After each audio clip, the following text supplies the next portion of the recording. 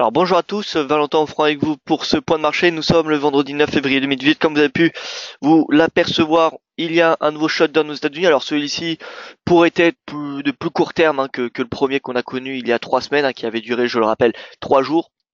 Le Sénat s'est mis d'accord il y a de cela 2 heures à peu près sur un accord et donc la proposition qui vise notamment à augmenter le plafond de la dette pour une durée de 2 ans, eh bien, euh, doit encore être voté par la Chambre des représentants aujourd'hui pour lever ce shutdown partiel. Là, on va parler de tout ça plus en détail juste après la version légale sur les risques. Je vous invite à prendre connaissance.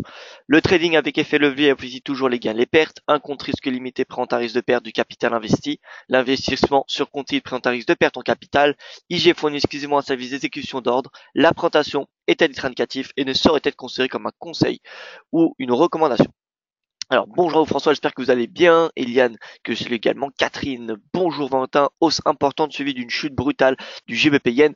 Pour quelle raison? Il semble que la hausse remonte. Votre avis? Merci. Alors, Catherine, c'est assez simple avec cette explication. On a eu la BOE hier, la BOE qui a maintenu ses taux changés, mais qui, dans son rapport d'inflation, a indiqué qu'elle pourrait accélérer son rythme de hausse des taux si si ses prévisions économiques sont meilleures. Et ensuite, nous avons eu, comme vous avez pu l'apercevoir, un peu après l'ouverture de Wall Street, eh bien un retour de la version risque. On l'a vu, les indices qui ont chuté, les indices américains. Encore une fois, le S&P qui a perdu 4% à peu près. Donc bon, on a eu de la version risque, et donc forcément, qui dit la version risque dit rebond du yen. Donc on a eu une matinée et un début d'après-midi sur le GBP yen haussier, et le yen au final a pris le dessus et a fait pression, fait depuis pression sur le cours. Voilà, donc ce matin, ça semble, on va voir légèrement remonter, mais c'est cette explication que je peux vous donner, Catherine, euh, par rapport à ce qui s'est passé hier sur le cours du GBP yen. Alors bonjour à vous Gilles, j'espère que vous allez bien. Ramsey, Raymond, voilà, bonjour à vous tous chers auditeurs et auditrices. Donc le briefing d'actualité au niveau des marchés actions, on a une crainte des investisseurs toujours dans la lignée du rapport NFP et de l'augmentation, l'accélération de la hausse des salaires aux États-Unis il y a de cela une semaine, qui a ressurgi suite aux propos du gouverneur de la Fed de New York, qui est Dudley, qui est quelqu'un de ni dovish ni hawkish, qui est plutôt neutre, et qui a annoncé possible le scénario de 4 hausses des taux si les perspectives économiques s'améliorent. Je rebondis directement sur la Banque d'Angleterre. Donc les taux sont changés, mais le communiqué indique que la banque pourrait les relever plus tôt et plus fortement que ce qu'elle anticipait si les prévisions économiques sont meilleures. Et enfin, pour ce qui est du shutdown, on a le Sénat alors, petite précision, c'est un républicain qui a qui a créé le shutdown. C'est un sénateur républicain qui estimait que la hausse du plafond de la dette n'était pas justifiée, était hypocrite, je cite, étant donné que ces mêmes sénateurs républicains s'étaient opposés à ce relevé de la plafond de la dette lors du mandat de Barack Obama. Voilà, donc c'est ce sénateur que je n'ai plus le nom en tête qui a finalement abouti, qui a créé ce shutdown. Bon, depuis un accord a été trouvé et qui vise notamment, donc comme vous avez pu le lire, un accord budgétaire de 2 ans, une suspension du plafond de la dette pour 1 an, voilà, et d'augmenter les dépenses non militaires. Donc les démocrates auraient eu cette, euh, cet accord d'augmenter le budget non militaire, c'est-à-dire pour les aides des ouragans, etc. Et donc voilà, la proposition doit encore être votée par la Chambre des représentants aujourd'hui pour mettre à terme ce shutdown. Alors après l'accord, s'il y a un accord de la Chambre des représentants, ça passera par le bureau ovale de Donald Trump qui promulguera ou non la proposition si il est en accord avec celle-ci. Voilà un petit peu pour l'actualité de ce matin. Au niveau de la science, du résumé de la science américaine et asiatique, on peut voir qu'on a eu le Dow Jones qui a encore une fois sous-performé, qui a encaissé les plus grosses pertes, moins 4,15%. Alors techniquement, ça peut se justifier par le fait que le Dow Jones, eh bien, il a quand même assez bien sous-performé le S&P l'année dernière. On peut voir que le Dow Jones est peut-être un peu plus emballé que le S&P, et donc forcément il encaisse des pertes beaucoup plus importantes. Au niveau du DXY, il est resté stable hier. Le rendement du NOT gagne 2 points de base. On a le yen ce matin qui repère du terrain et le gold à l'équilibre. Et enfin, on a la version risque qui s'est poursuivie. On peut le voir ce matin, qui se poursuit sur le Nikkei et le Hang Seng. Le calendrier économique, donc on a eu le taux de chômage, la publication du taux de chômage suisse qui est ressorti dans la lignée de la précédente publication à 3,3%, ce qui va faire pression donc sur les salaires. Maintenant, vous commencez à bien maîtriser ce sujet, faire pression sur les salaires et donc finalement augmenter cette inflation en Suisse qui est de 0,8% lors des dernières mesures, me semble-t-il. Sinon, au niveau de cette matinée, nous aurons la production industrielle et la balance commerciale du Royaume-Uni qui seront importantes. Tant la balance commerciale globale que la balance commerciale hors UE. Et enfin, le taux de chômage canadien. Et comme chaque vendredi, les plateformes de forage en activité. Voilà un petit peu pour ce calendrier, donc journée un petit peu, on va dire calme, qui va plutôt être rythmée par le shutdown et le tempérament des investisseurs sur Wall Street. En tout cas, ce qui est sûr, c'est qu'on aura une belle semaine de repli sur le graphique hebdomadaire. Donc c'est pas impossible que lundi on ait un rebond technique.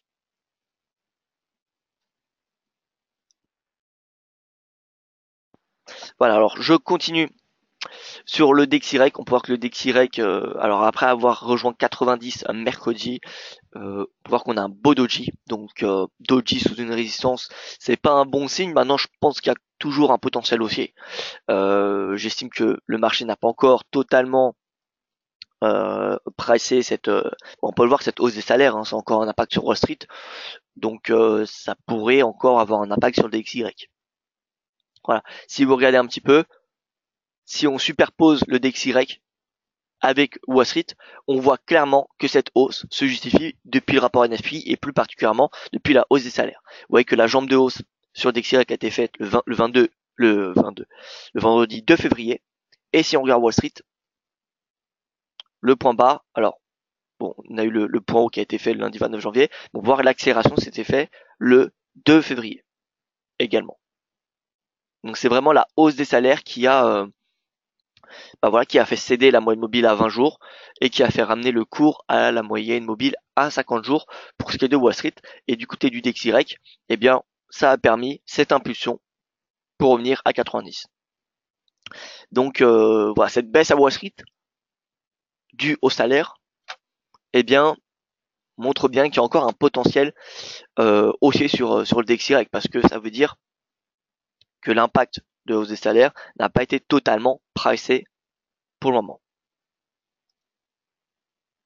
Donc voilà, DXY, même s'il y a ce doji, d'un point de vue hebdomadaire, on peut voir qu'on a un beau chandelier de hausse. Vous voyez que si on clôture comme ça, c'est une étoile du midi et c'est un signal haussier. C'est un signal haussier. Donc voilà, concrètement, moi je pense on pourrait avoir une semaine prochaine haussière encore sur le DXY. Au niveau de l'euro-dollar, forcément il s'est stabilisé, si le DXY se stabilise, on a l'euro-dollar qui se stabilise. Néanmoins le support a parfaitement été atteint à 1,22-23, donc voilà, l'objectif depuis les 1,25 a été atteint. Est-ce qu'il y a un potentiel baissier? Oui. S'il y a un potentiel haussier sur le DXY, il y a un potentiel baissier sur l'euro-dollar. Voilà, donc moi j'ai encore une opinion haussier sur le DXY, donc forcément l'euro-dollar, moi j'anticipe une baisse jusqu'à au moins cette moyenne mobile à 50 jours. Sur le GBP, on a une consolidation qui devrait se faire sur un 40, soutenue cette livre par le rapport de la BOE. Mais d'un autre côté, on a cette force du dollar. Et donc au final, ça équilibre la balance et ça devrait aboutir, je pense, à une consolidation du GBP-USD sur du court terme. Avant, peut-être, de reprendre une baisse ou une hausse. Ça va dépendre un petit peu des catalyseurs qui seront présents la semaine prochaine. Mais par contre, si on regarde l'euro GBP, voilà, l'euro GBP, on a eu un beau pic baissier. En intraday, l'euro GBP avait perdu plus d'un %, vous voyez, 1,16, donc ce qui est beaucoup. Finalement, le cours a clôturé sur sa moyenne mobile à 20 jours. Moi, je pense qu'on peut plutôt viser une sous-performance de l'euro plutôt que de la livre à court terme.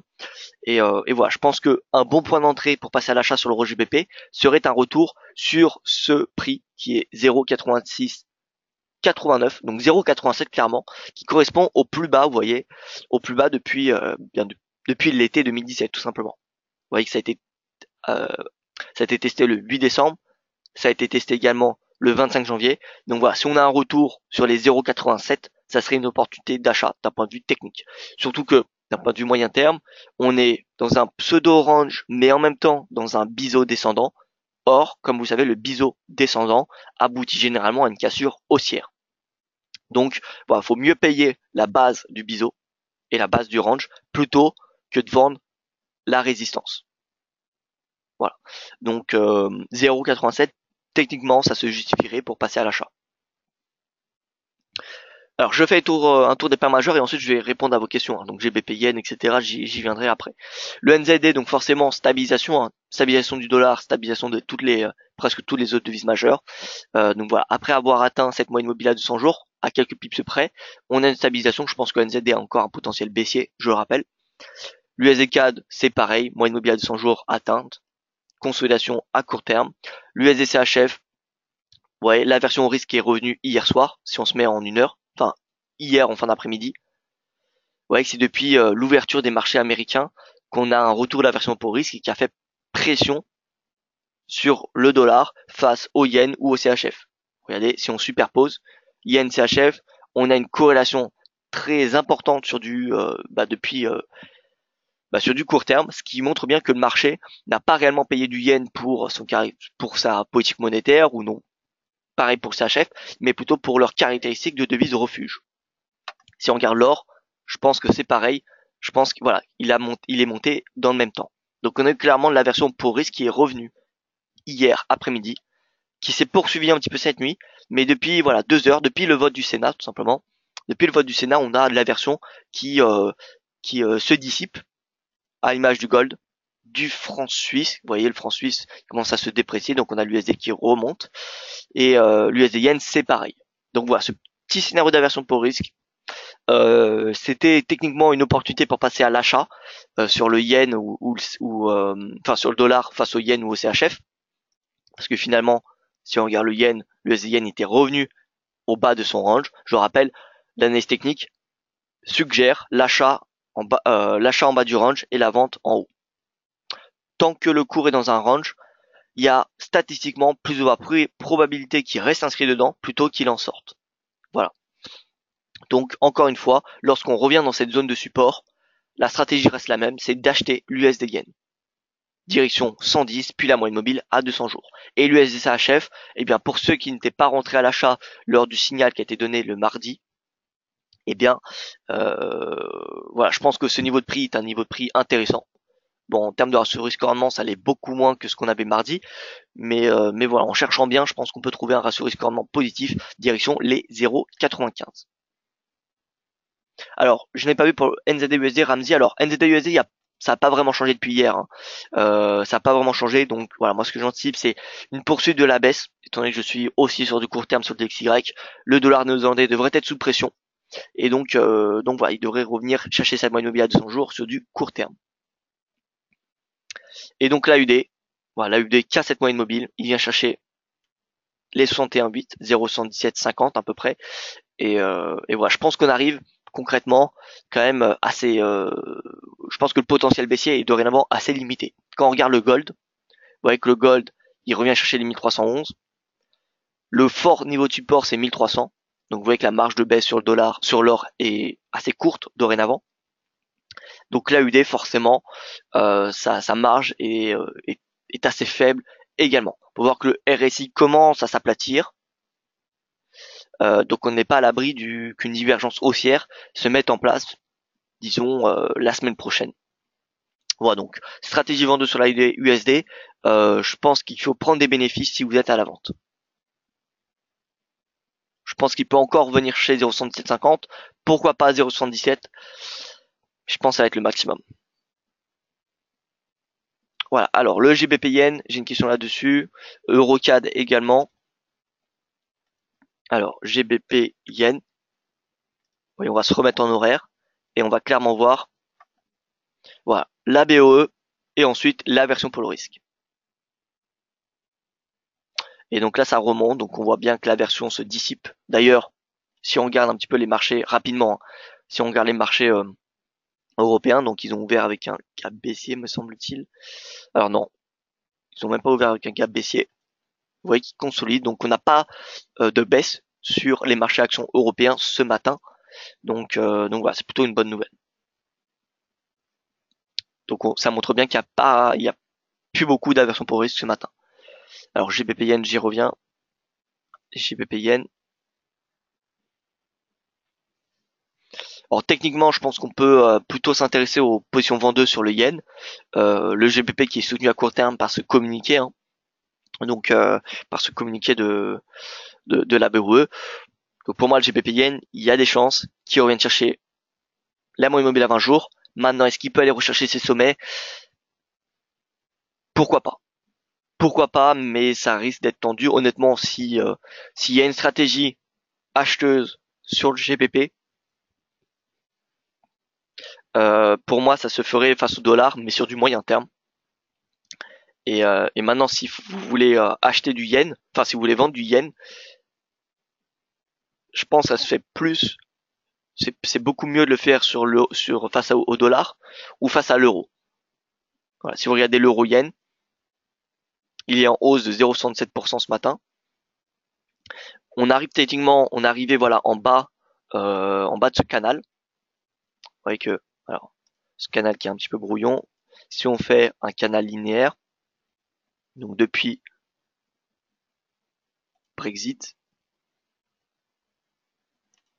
voilà, on est dans un canal linéaire. Alors bon, il peut se contester ce canal, mais vous voyez qu'on arrive quand même en bas d'une zone importante. Donc, il faut commencer réellement à s'intéresser aux positions acheteuses. On a non seulement le bas du canal, mais également la moyenne mobile à 200 jours et un support technique à 132,63. Donc là, on est sur une zone quand même très très intéressante pour passer à l'achat et viser les sommets vers 137.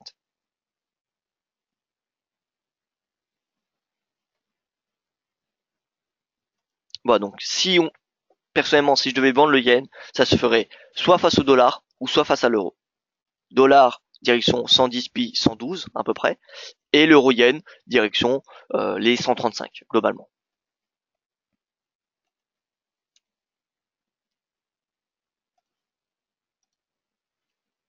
Alors, l'Eurocad.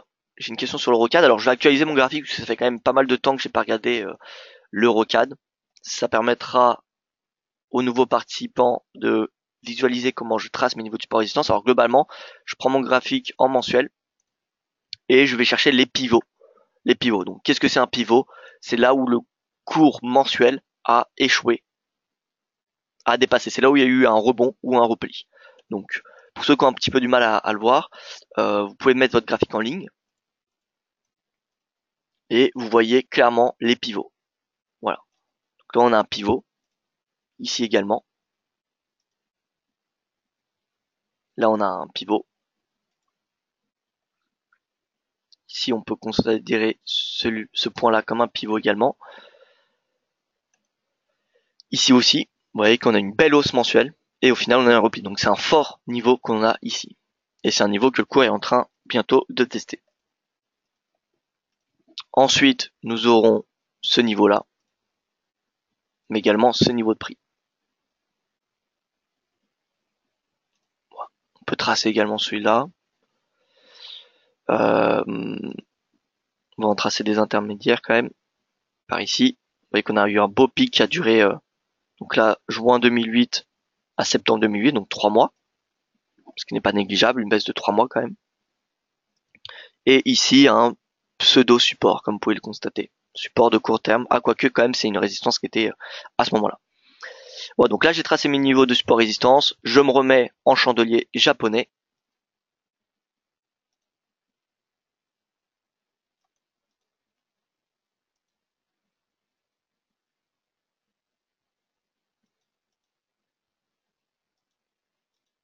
Alors, maintenant il faut que je remette donc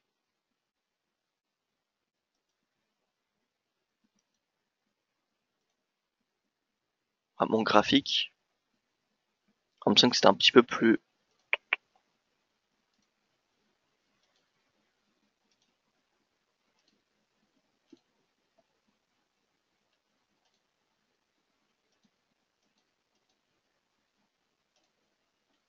je pense que c'était celui d'avant. Bon, c'est pas grave. Voilà, donc on a l'Eurocad qui, alors pour moi, il y a plutôt une tendance haussière à jouer sur du moyen long terme parce que la politique monétaire de la Banque du Canada a déjà quand même été assez pricée quand même. Elle a été intégrée au prix, ce qui pourrait permettre une super performance du CAD. Ça serait un pétrole qui reprend une tendance haussière avec un momentum quand même assez important, ou si on a une accélération de l'inflation au Canada, auquel cas la banque devra accélérer son rythme de hausse des taux qui n'a pas été pricé. Donc voilà, il y a deux hypothèses pour que le CAD superforme l'euro qui est quand même une devise qui est attendue encore à la hausse. Je pense que les prochaines décisions de la BCE, c'est-à-dire la fin du QE en septembre, et on a déjà des anticipations de hausse des taux pour mars 2019. Concrètement, ces deux décisions-là, enfin ces deux potentielles décisions, n'ont pas été encore, sont loin d'être pricées par le marché, donc on a un potentiel haussier sur l'euro qui est encore assez important. Donc face au CAD, pour que le CAD superforme l'euro, faudrait soit des très mauvaises annonces au niveau de la zone euro, ou alors des statistiques macroéconomiques, comme je vous l'ai dit, l'inflation au Canada qui accélère fortement, ou alors un baril de pétrole qui augmente également vers les 80 dollars. Voilà, donc l'Eurocad, pour ces raisons-là, je préfère croire en une hausse du cours sur du moyen long terme plutôt qu'une baisse. Maintenant, on est quand même sous un niveau de résistance. Qui dit hausse du dollar dit baisse de l'euro. Enfin dit baisse des devises majeures, mais dont et surtout l'euro, qui a tendance à sous-performer le forex lorsque eh bien le dollar augmente. Donc voilà, je pense que les 1,55, vous voyez que là on est sous un swap psychologique, mais on est également sous une résistance technique importante. 1,54,80 qu'on a tracé juste auparavant. Donc là on est quand même sur un niveau de résistance. Je pense que c'est intéressant de... Alors, regardons.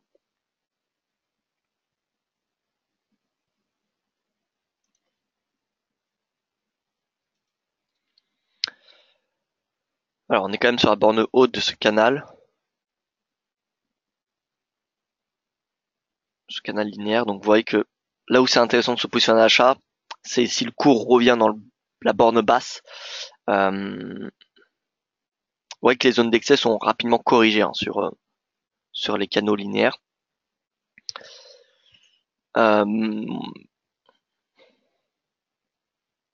Écoutez, au vu de l'analyse technique, moi je vois pas de divergence baissière, ce qui m'invite à suggérer une potentielle hausse de l'Eurocad. Donc il y a deux stratégies, soit on attend un pullback, dans la borne basse, vous voyez, dans la borne basse du canal ascendant, ou alors on attend un breakout. Soit c'est une stratégie de pullback, soit une stratégie de breakout. Donc si on a une clôture journalière au-dessus du précédent sommet, donc au-dessus de 1,55, si on a une clôture journalière au-dessus de 1,55, ça serait un signal haussier en direction de la prochaine résistance vers les 1,60.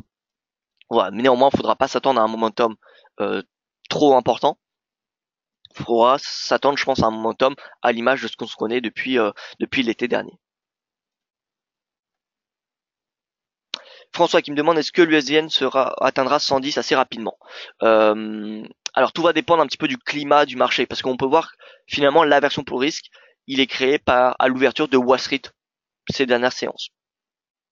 En séance européenne, on voit clairement depuis le début de la semaine que l'aversion pour le risque n'est pas vraiment prolongée pendant la séance européenne. Ça se prolonge pendant la séance asiatique, mais pendant la séance européenne, c'est largement diminué. Donc ce qu'on connaît pendant la séance européenne ce matin n'est pas forcément ce qu'on va connaître pendant la séance américaine. Voilà, donc là on a un rebond. Ça se trouve, Wall Street, les investisseurs de Wall Street vont se positionner avec de l'aversion. Auquel cas, on aura un repli du dollar yen encore une fois.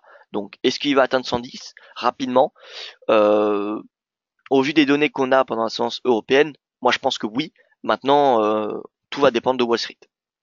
Je pense que l'USD peut être atteint. Je pense qu'il sera atteint la semaine prochaine. Est-ce qu'il va être atteint aujourd'hui? Je ne pense pas. Je ne pense pas. Je pense que déjà, si on vient atteindre la moyenne mobile à 20 jours, si on clôture au-dessus de la moyenne mobile à 20 jours, ça serait déjà une excellente nouvelle. Bonjour, quel est votre avis sur l'euro s'achève haussier malgré une baisse de l'euro envisageable de la part de Thierry? Alors, bonne question. Alors moi je suis haussier techniquement.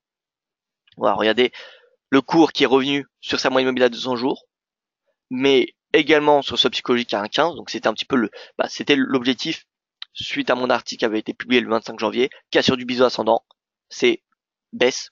En plus ça c'était non pas qu'une cassure d'un biseau, mais également de la moyenne mobile à 50 jours et le cours qui avait réintégré ses prix de 2017. Donc on avait un triple signal baissier, on va dire, à la clôture du jeudi 25 janvier. Et donc l'objectif c'était un 15, ça a été atteint. Maintenant on peut voir moyenne mobile à 200 jours, sub psychologique, support à 1,44-43, support technique, divergence haussière. Regardez. Si on prend le RSI, il est à 29,77 et ici, il est à 31. Donc là, nous avons une divergence. Vous voyez que le prix marque des prix de clôture de plus en plus bas, alors que le RSI est haussier. Donc voilà, divergence haussière sur l'euro CHF, ce qui mène à suggérer divergence haussière plus prix sur, on va dire, une zone où il y a 3 supports. Je préfère techniquement suggérer l'achat. Alors ça ne veut pas dire que l'euro va être haussier face au dollar. Je dis simplement que l'euro va superformer ou a des chances, disons, a plus de chances de superformer le franc suisse qu'il n'a de sous-performer. Voilà, donc je préfère croire à une hausse de l'euro CHF sur du court terme. En direction, et je pense qu'à moyen terme, c'est un prix intéressant pour se positionner à l'achat. Voilà, si on trace avec Fibo, alors on a le point bas par ici, le point haut. 23 c'est ici, 38,2, donc non, on n'est pas sur un seuil de Fibo. Mais donc je pense que sur du court terme c'est intéressant, mais également sur du moyen ou long terme. Sur du moyen ou long terme, je pense à un niveau qui peut se payer en direction des 1,20. Je pense que les 1,20 seront atteints d'ici la fin de l'année. Donc oui, Thierry, haussier sur l'euro CHF. Ramsey qui me demande le JBP CHF. JBP CHF, c'est pareil. JBP CHF, donc voilà, nos deux objectifs ont été atteints, avaient été atteints, pardon, fin novembre, début décembre. Donc je vais retracer. Même si vous êtes en swing trading, moi je vous invite à effacer tous vos niveaux de support et les retracer tout simplement tous les mois. Rafraîchir vos graphiques régulièrement, ça permet de prendre un petit peu de la hauteur. Et parce que quand on reste dans ces mêmes graphiques, on renferme un petit peu sa vision du marché. Enfin en tout cas c'est un petit peu l'impact, je trouve, de ne pas rafraîchir ces graphiques régulièrement.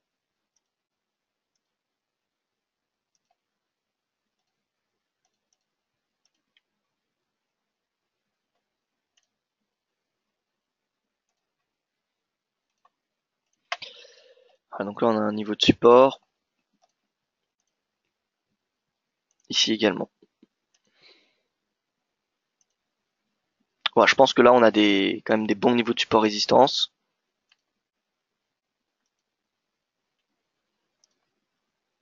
On peut se mettre en journalier et remettre notre graphique par défaut.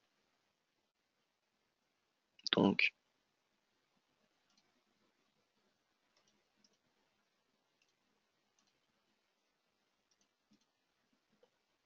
voilà. Donc là on est sur un support, le GBP-CHF. À cela, ne pas oublier d'ajouter les seuils psychologiques. Vous voyez, 1,35, zone de résistance. 1,30, là je les ai pas ajoutés, mais on pourrait. Donc là, non seulement le cours est sur un support technique, mais également à 1,30. On peut voir c'est 1,29,78. Donc on est sur un seuil. Pour moi, le GBP-CHF peut très bien s'acheter à ce niveau de prix. Peut très bien s'acheter en direction des 1,35 sur du moyen terme. Il faudra pas s'attendre à un momentum comme ce qu'on a connu depuis la fin janvier, mais plutôt un momentum comme celui-ci. Vous voyez, très progressif. Voilà, donc le JBP-CHF, personnellement, je suis haussier. À l'image, vous voyez que là, on a eu le vente en faveur du break. Non, ça c'était le flash crash. Flash crash. Mais donc on voyait que la régression, si on applique une régression linéaire, on a quand même un momentum beaucoup moins important sur le GBP-CHF que sur, par exemple, le GBP USD. Où là, vous voyez, on a clairement un momentum qui est beaucoup plus à la verticale. Donc GBP-CHF, ça se paye, mais il faudra s'attendre à une hausse très très progressive, à l'inverse de l'USD CHF. Mais donc là, on est sur un support non seulement psychologique, mais une zone de résistance, proche également de la moyenne mobile à 200 jours, mais aussi dans cette zone basse de ce canal. Donc, techniquement, c'est un niveau qui se paye en direction des 1,35, voire à 40 sur du moyen long terme. Voilà, donc les paires en CHF, j'ai envie de dire, elles commencent vraiment à être intéressantes. Que ce soit l'USD CHF, l'euro CHF ou le GBP CHF, on est sur des niveaux de prix quand même assez intéressants. Un mot sur l'euro UD de la part de ASI. Alors l'euro UD, ensuite je passe aux indices.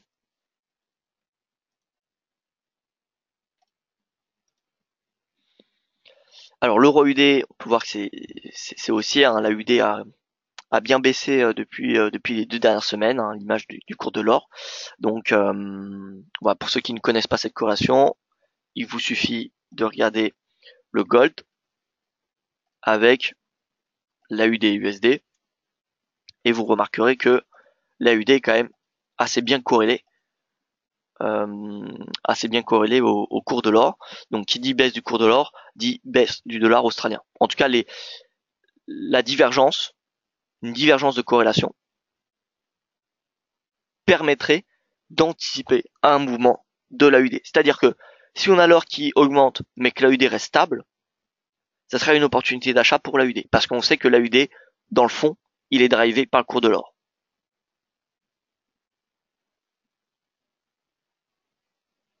Voilà, à l'image de ce qu'on avait, regardé un petit peu, c'est un très bon exemple qu'on avait ici.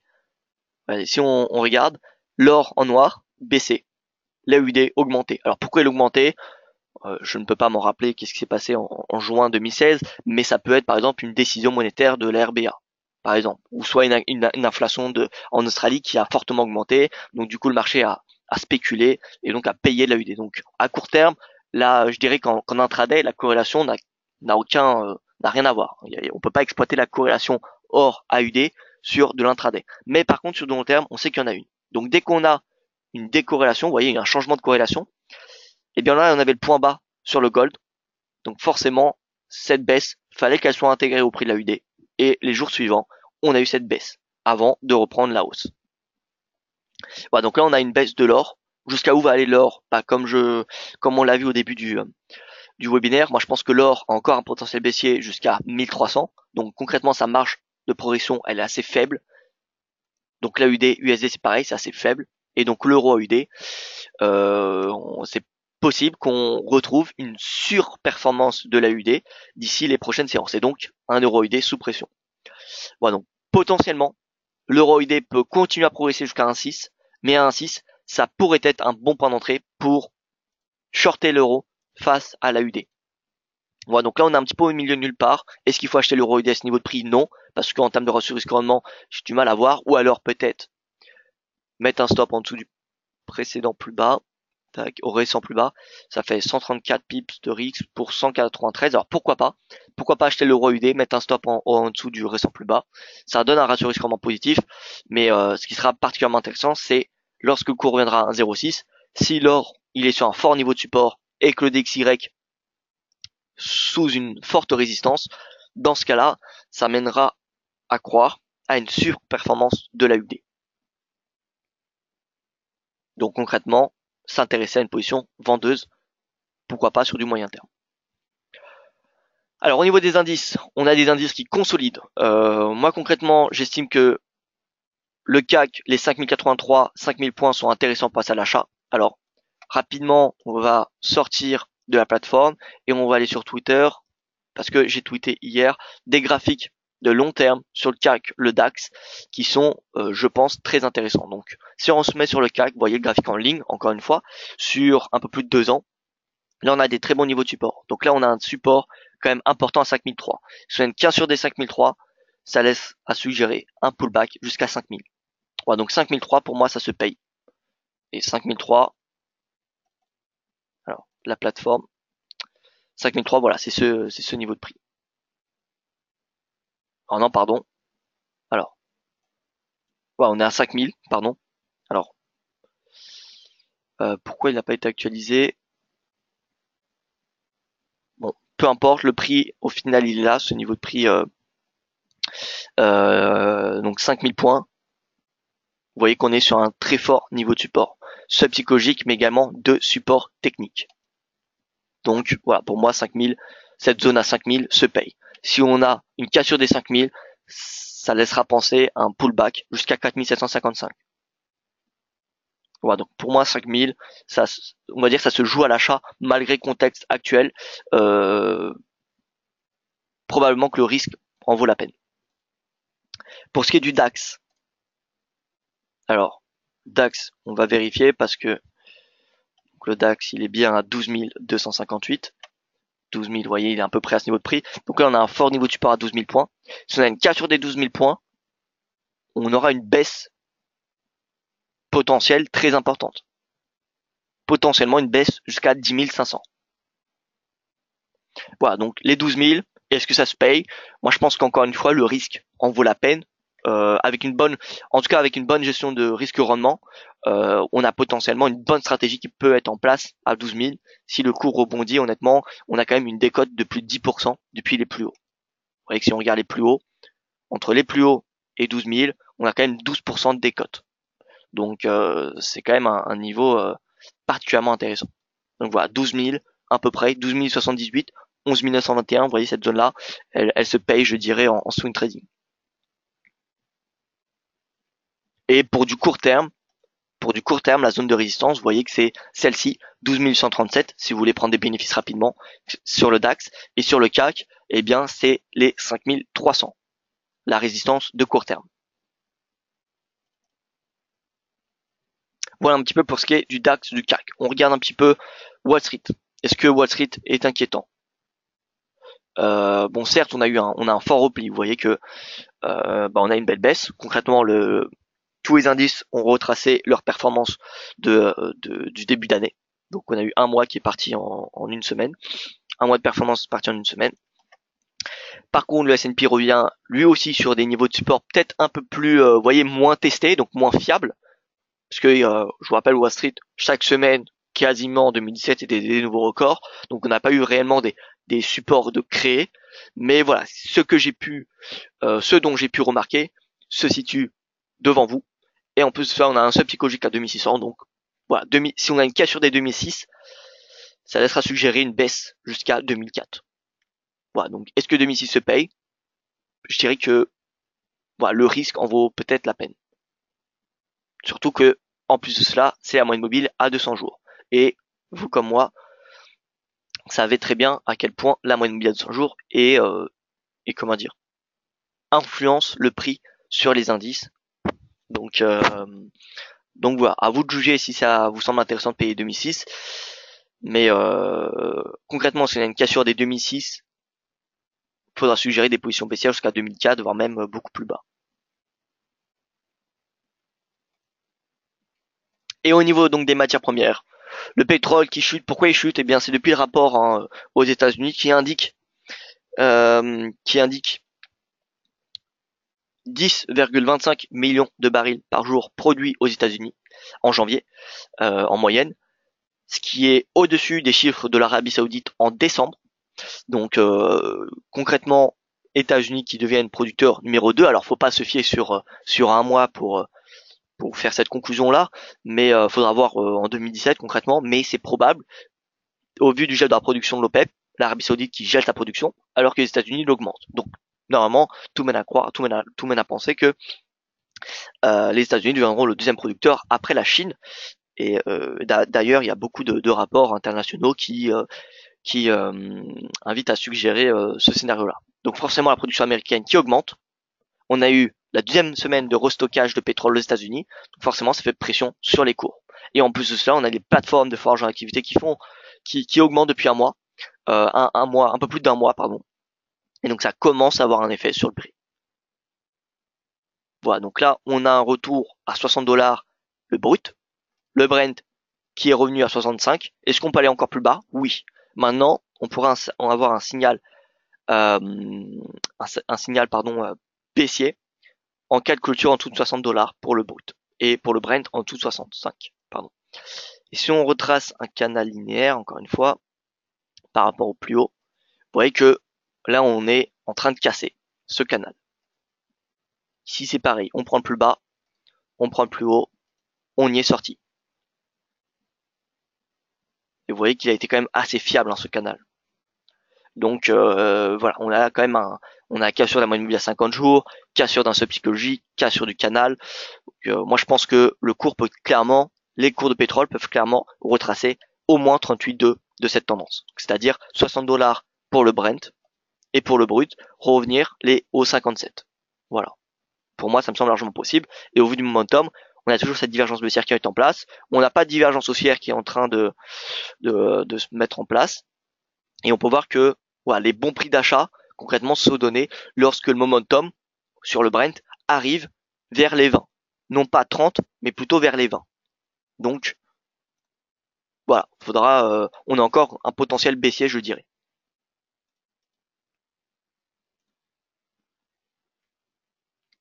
Voilà, écoutez, si vous avez plus de questions, c'est sur ces propos que je vais vous laisser. Euh, alors, bonjour. Alors, nouvelle question. Bonjour, désolé arrivé en retard, alors pas de souci. Olive, NZD-USD, toujours vers les 110, 111. Oula, 110, 111, NZD-USD. Alors, je pense que vous parlez sur l'USD-Yen plutôt. Reste un bon point d'entraînement ou attendre un retracement avant reposition. Alors, là concrètement, encore une fois, l'USD-Yen, vous voyez que le prix, dès qu'il revient sur la base de ce range, c'est intéressant à payer. Donc, les 108, les 108, les 109, c'est des prix qui peuvent être payés direction les 110, puis la moyenne mobile à 200 jours. Oui, ça se paye. Voilà. Et étant donné que vous êtes arrivé en retard, ce repli du yen depuis hier après-midi, c'est tout simplement dû au retour de l'aversion au risque qui s'est fait à l'ouverture des marchés américains, comme vous avez pu constater. Wall Street qui a clôturé encore une fois en fort repli, le franc suisse qui s'est apprécié hier avec l'or et le yen. Donc c'était typiquement de l'aversion pour risque. Sauf que ce matin, on voit que l'appétit se diminue, l'USD yen haussier, l'USD CHF haussier, le gold baissier, et on a les indices européens qui sont bullish. Voilà, donc enfin bullish. Attention, on va dire qui ne baisse pas. Donc on a plus beaucoup d'aversion pour le risque. Maintenant, est-ce qu'on est dans de l'appétit pour risque? Non. Mais voilà, on n'a plus d'aversion, donc ce qui laisse à suggérer que le yen et le franc suisse vont baisser, étant donné qu'ils ont été payés hier. Voilà.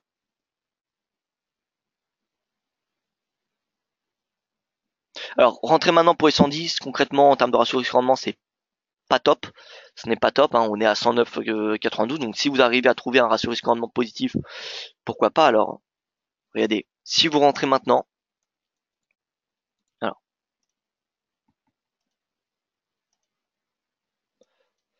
regardez, si vous rentrez maintenant, vous mettez un stop en dessous du prix plus bas, ça fait 67 pips de risque pour 80 pips de gain, sans compter le spread. Donc je ne sais pas, il sera de combien votre spread, mais donc voilà, à vous de voir un ratio risque-rendement si ça vous convient. Si ça vous convient, tant mieux. Maintenant, c'est assez faible. Donc pourquoi pas prendre au moins 50% des bénéfices à 110, mais laisser courir la position. Auquel cas, ça serait beaucoup plus intéressant en termes de ratio risque-rendement. Mais prendre l'intégralité de ces bénéfices à 110, bon, pourquoi pas, hein. Ça sera qu'un ratio risque-rendement de 1. Donc c'est à vous de voir si ça en vaut la peine.